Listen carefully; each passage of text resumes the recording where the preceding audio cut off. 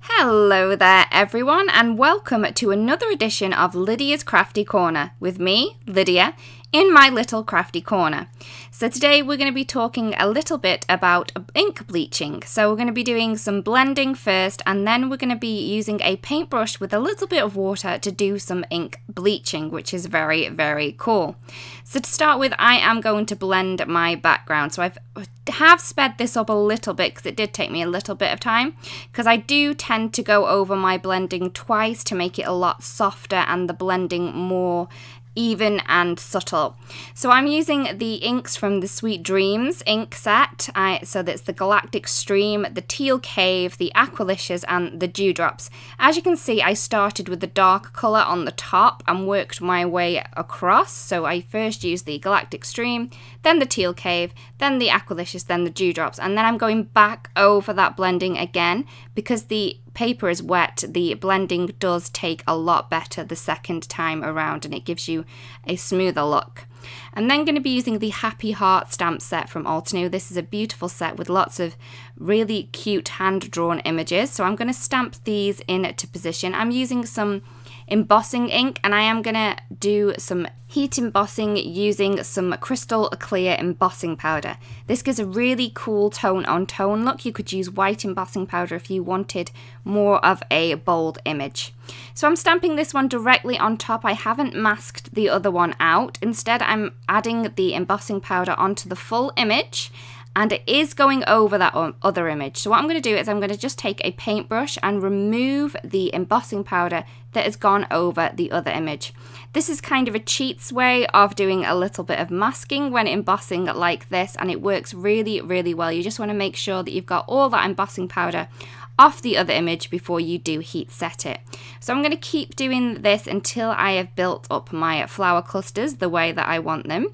So I'm using the two hibiscus kind of flowers and just one of the lily type of flowers.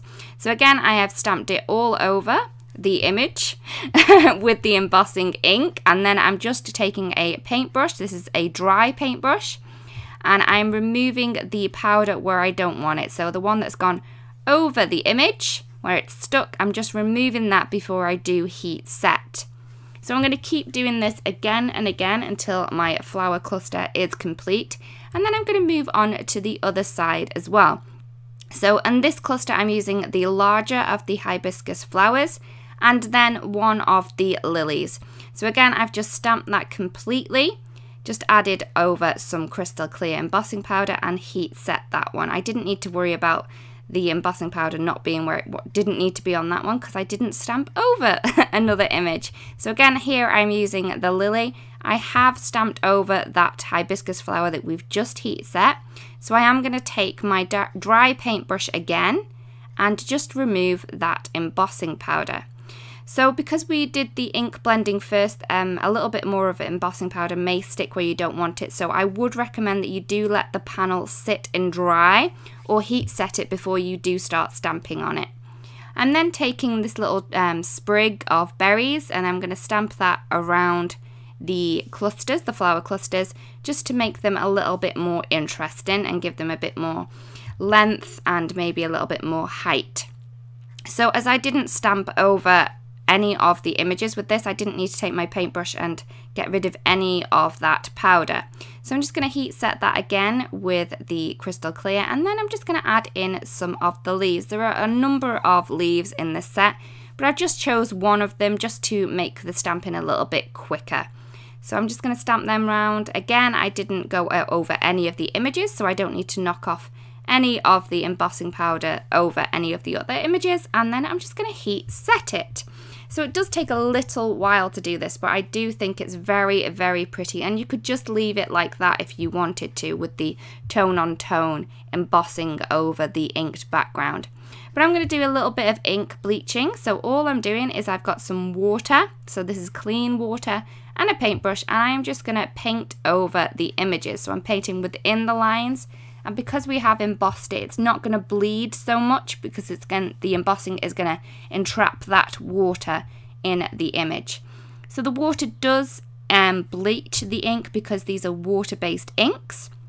So it gives it a really cool look. So it's not going to bleach it completely. It's just going to give you a lighter tone of the image, of the colour that you've popped down firstly. So you could keep going at it if you wanted to. If you wanted a lighter colour, maybe take a little piece of kitchen roll or some tissue paper just to tap the water off, and this will give you a lighter colour if you wanted it to be. For this sentiment, I'm using the same stamp set. I'm adding this onto my MISTI to make sure it's nice and straight.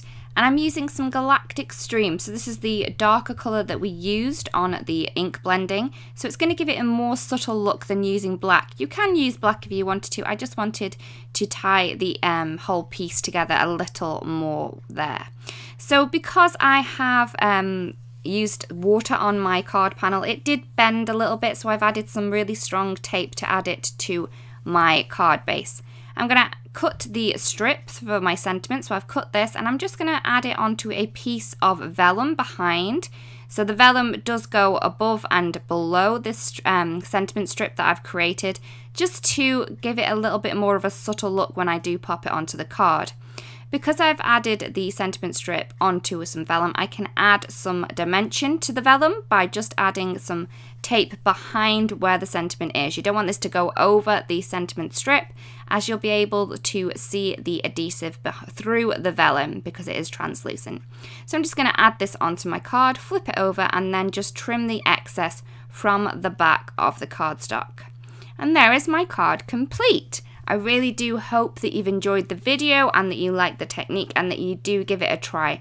This would work with all different images and different colours, and it would be very, very pretty as well. So again, thank you so much for watching. If you do want to watch any more videos, we do have a few here for you to peruse at your leisure. If you don't want to miss out on any videos that we do upload to the channel, it would be great if you do subscribe. Again, thank you so much for watching, and I'll see you again really, really soon. Bye-bye.